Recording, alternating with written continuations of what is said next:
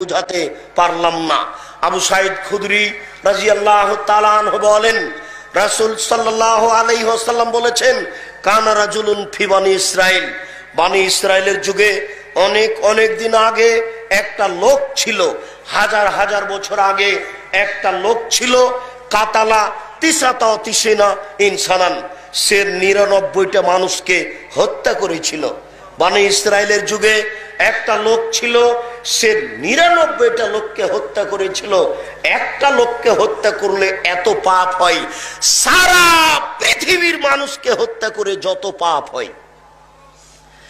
একটা মানুষকে হত্যা করে অত পাপ হয়, সারা পৃথিবীর মানুষকে হত্যা করে যত পাপ হয়। যারা এই সরকারি পর্যায়ে আছে, নেতা নেত্রী সহ, এমপি মন্ত্রী সহ, ওসি দারোগা পুলিশ, কেউ শরীয়ত বুঝে না। এরা প্রায় সব জাহেল, এরা সব প্রায় মূর্খ, কারো বোধগম্য নেই, হিতাহিত জ্ঞান নেই, বোধোদয় নেই। মানুষের যে একটা মান মর্যাদা আছে কেউ বুঝতে চায় না। শুনুন, আল্লাহ এ কথা বলছেন, আল্লাহর নবী এ কথা বলছেন, একজন মানুষকে হত্যা করা এত বড় অপরাধ, সারা পৃথিবীর মানুষকে হত্যা করা যেমন অপরাধ। এই লোকটি 99টা মানুষকে হত্যা করেছিল। হত্যা করার পরে ফাতা রাহেবান, একজন দরবেশের কাছে আসলো। দরবেশ মানে যে এমনিতে তাসবিহ টিপে জ্ঞান গরিমা নেই।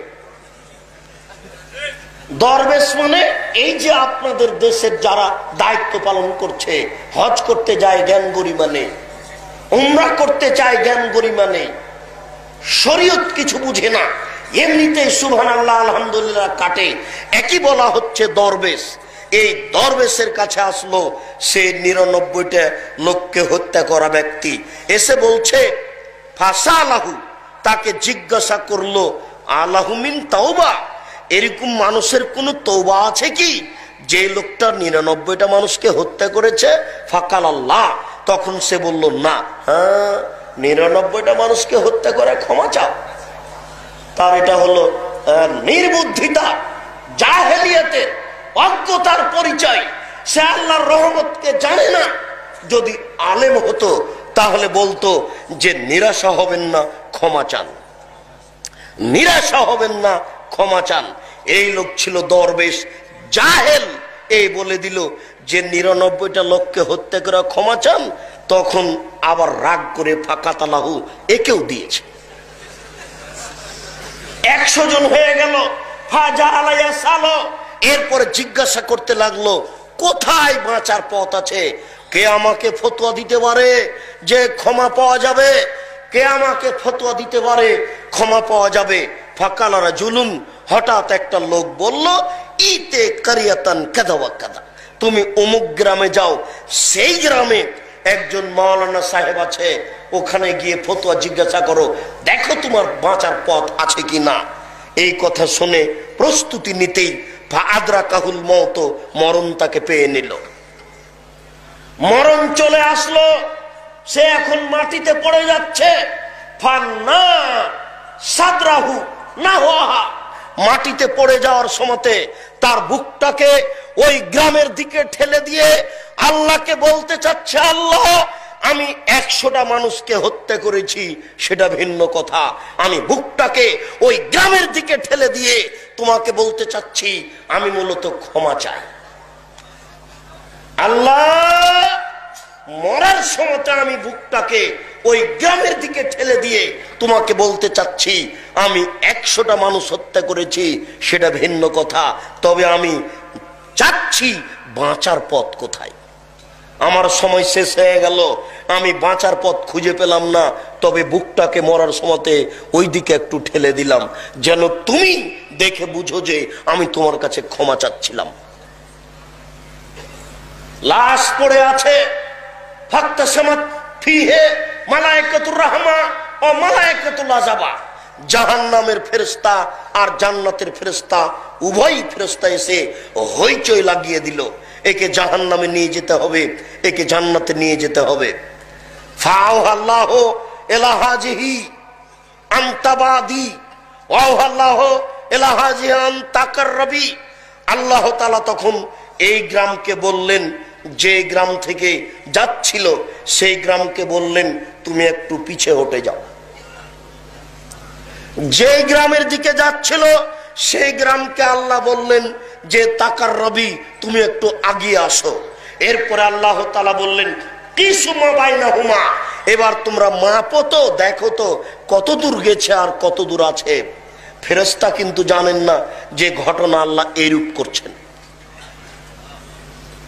আল্লাহ ফেরেশতাকে মাপতে লাগিয়ে দিয়েছেন। এরপরে আল্লাহ বলছেন গ্রাম যেটা থেকে যাচ্ছিল পিছে সরে দাও, গ্রাম যেই দিকে যাচ্ছিল তুমি আগিয়ে আসো। জড় বস্তু কথা শুনে আদম সন্তান বড় নিমুখ হারাম কথা শুনে না। জড় বস্তু কথা শুনে আদম সন্তান বড় নিমুখ হারাম কথা শুনে না। ইব্রাহিম আলাইহিস সালাম ছেলেকে ছুরি দিয়ে জবাই করছেন, ছুরির নিচে লোহা লাগিয়ে দেওয়া হয়েছে, এই কথা মিথ্যে। ইব্রাহিম আলাইহিস সালাম যখন ছুরি দিয়ে ছেলেকে জবাই করছিলেন তখন আল্লাহ ছুরিকে বলে দিয়েছেন ছুরি তুমি কাজ করো না। মরা পর্যন্ত ইব্রাহিম আলাইহিস সালাম যদি ছুরি চালাতে থাকেন ছুরি কাজ করবে না।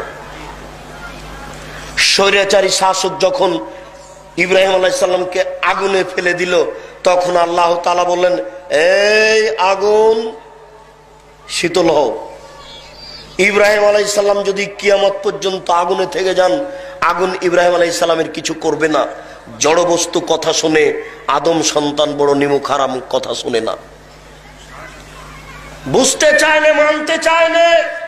জড় বস্তু যে কথা শুনে একাধিক সহিহ হাদিস। আরো একটু আশরাফ রাজুলুন ফি বানি ইসরাইল আলা নাফসিহি, বানি ইসরাইলের একটা লোক তার আত্মার প্রতি অত্যাচার করেছিল, খুব বেশি পাপ করেছিল। বেশি পাপ করার কারণে ফাওসাবানিহে, সে তার ছেলেদেরকে উপদেশ দিয়ে বলেছিল আমার ছেলেরা শোনো, যখন তোমাদের পিতা মারা যাবে তখন তোমরা তাকে আগুন দিয়ে জ্বালিয়ে ছাই করে অর্ধেক ছাই মাটিতে ফেলে দিও, অর্ধেক ছাই পানিতে ফেলে দিও।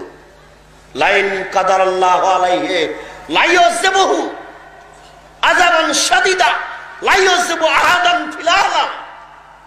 তোমার বাপকে যদি আল্লাহ ধরতে পারেন, এই লোককে আমাকে যদি আল্লাহ ধরতে পারেন, এত শাস্তি দিবেন পৃথিবীর কোন মানুষকে আল্লাহ এত শাস্তি দিবেন না। সে লোকের ধারণায় সে নিজে সবচেয়ে বড় পাপী। সে লোকের ধারণায় সে নিজে সবচেয়ে বড় পাপী। তাই তার ছেলেদেরকে বলল শোনো, এই যা মাতা, যখন তোমাদের পিতা মারা যাবে ফাহাররিকুহ, তোমরা তাকে আগুন দিয়ে জ্বালিয়ে দাও। ফাজরু নিসফাহু ফিল বাররি ওয়া নিসফাহু ফিল বাহরি, অর্ধেক ছাই পানিতে ফেলে দাও, অর্ধেক ছাই মাটিতে ফেলে দাও। এ যা মাতা ফাফালু মা মারাহুম।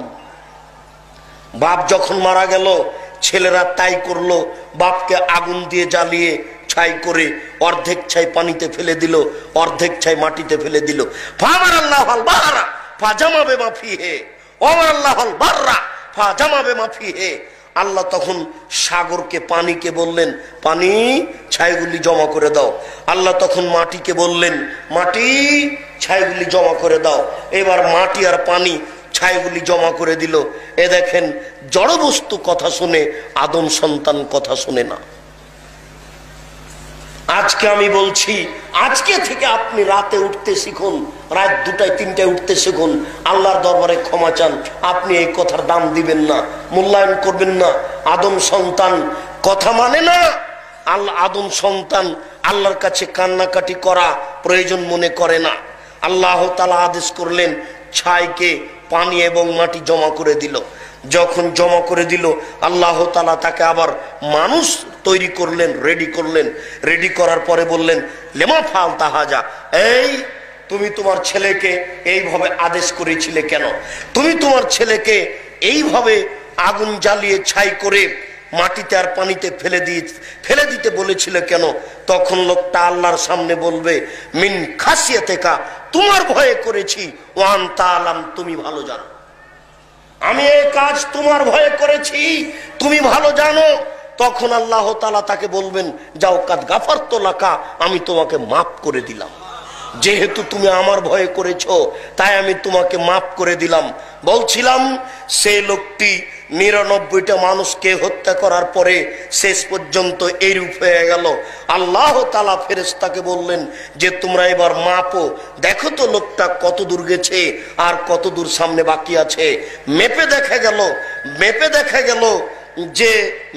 দেখা গেল ফাওয়াজেদা ইলা হাজিহি আকরাবা বিশিবরিন, অর্ধ হাত বেশি চলে গেছে। যে গ্রাম থেকে যাচ্ছিল আর যেই গ্রামে যাচ্ছিল এতে ব্যবধানে দেখা গেছে যে অর্ধ হাত বেশি চলে গেছে। তখন আল্লাহ তাআলা ফেরেশতার সামনে বললেন কাদ গোফের লাহু, তাকে মাফ করা হলো, সে যাবে জান্নাতে, তাকে জাহান্নামে নিয়ে যেতে হবে না। আল্লাহ তাআলা একজন মানুষকে ক্ষমা করার জন্য এই কৌশল অবলম্বন করলেন। যে লোকটা মরার সময়তে বুকটাকে ওই গ্রামের দিকে ঠেলে দিয়ে আল্লাহকে বলতে চেয়েছিল আল্লাহ আমি পাপ করেছি সেটা ভিন্ন কথা, তবে আমি আসলে তোমার কাছে ক্ষমা চাচ্ছি, আমি ক্ষমার সুযোগ করতে পারলাম না, এইভাবে আমি দুনিয়া থেকে বিদায় নিলাম। আল্লাহ তাআলা তাকে এইভাবে ক্ষমা করে দিলেন। দেখুন আপনি আজ থেকে এখন থেকেই আল্লাহর দরবারে ক্ষমা চাওয়ার একটা প্রস্তুতি গ্রহণ করুন। আল্লাহ আপনাকে ক্ষমা করে দিবেন, আপনি সেই সুযোগ সেই পরিস্থিতি পেয়ে যাবেন। বলছিলাম